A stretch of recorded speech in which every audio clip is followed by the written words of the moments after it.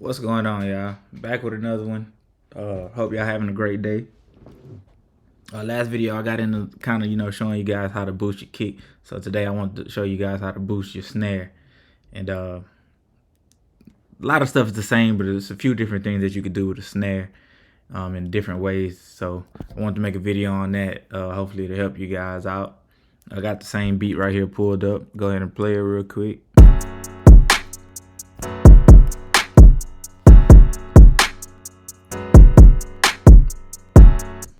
Cool. So you seen how you boost your kick, right? So first things first, boost your snare. You want to turn it up. You can turn it up right here.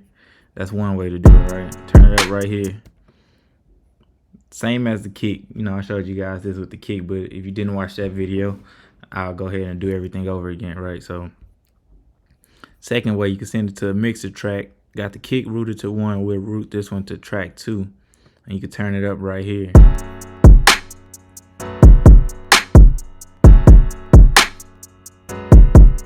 I want to tell you guys the importance of this because when it comes to your drums, a lot of people, have a dope melody, but the drums is what has to be kicking. Is like that's what separates the beat, because you have a loop on Splice, right? And anybody can get the loop, whether it's a loop on Splice or a loop from another producer or anything, right? Or a loop that you made.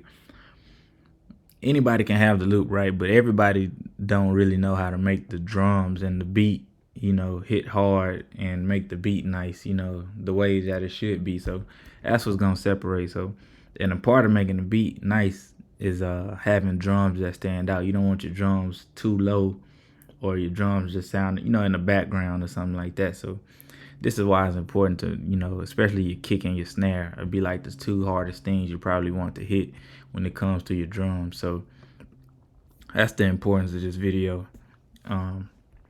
So this is the second way right here. Right. Then another way. And obviously, once again, you don't want to necessarily do all of these at one time. You'll have everything too loud. This is just showing you different ways that you can use, put into your workflow, and choose which ones you want to do. Let's go ahead and cut these on. So the third way right here, parametric EQ2. You want to boost your snare. As you can see, a lot of the the main frequencies for the snare in the top end right here. You could just use these to boost it. Right.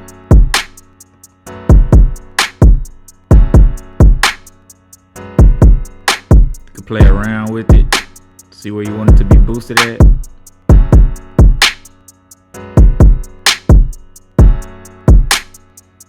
Depending on what you do, you can even kind of change the sound of the snare a little bit.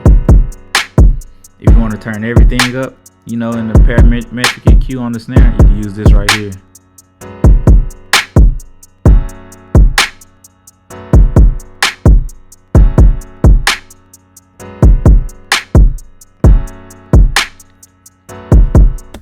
So that's the third way, right?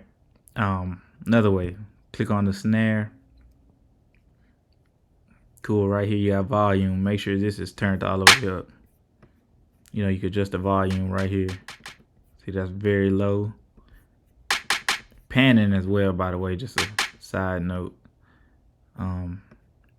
But yeah, so you could turn this all the way up. That's the way you could boost it. You go right here, pre-computed effects, boost right here. As you can see, that has it clipping. You don't want stuff to clip. That's another thing I want to make sure I tell you. Like, see how that's going all the way up here on the master? You don't want that. When you're mixing, you want to make sure everything is like below 0 or comes to 0 and stops. You don't want it above 0.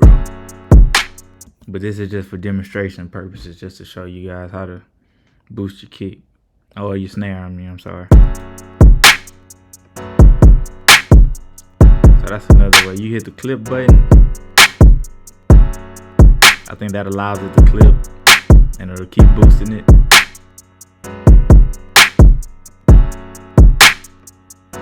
Boom, so that's another way. Sometimes too, if the kick or the snare or something, if it's not all the way filled up, you hit normalize. See it'll either bring it lower or higher. But sometimes if you have like a waveform that's like not reaching the top up here and or the bottom, and it's just like right in the middle, sometimes if you hit normalize, it'll bring it all the way up to the top. You know, to kind of even it out. And the same thing if it's, you know, way above and you hit normalize, it'll bring it lower like that. So in this case, we wouldn't want to hit it, right? So then you go right here, hit this wrench tool, and you have volume right here.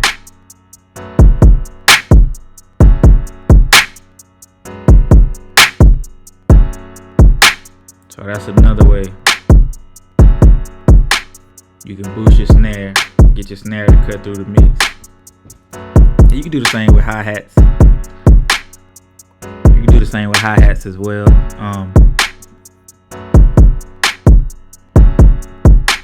Boom, so I'll just call that the fourth way, right? The fifth way right here.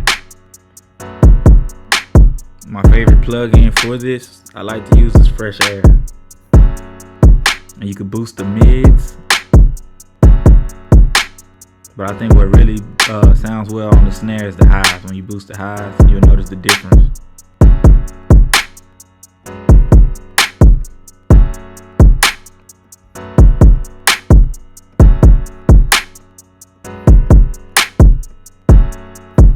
It just makes everything crisper and clear. So I'll like A and B it, right? Cut it on and cut it off so you can see the difference. This is without it. This is with it.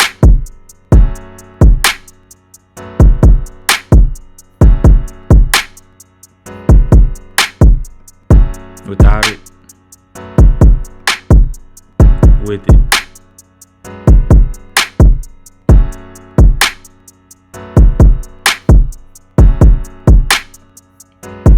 So that's another way you could do it. I'll turn these off. Another plug-in I use for this right here, Gorilla Drive. And I'll turn the input up. And then have your stuff really slapping. Buy Safari pedals, y'all go check it out. So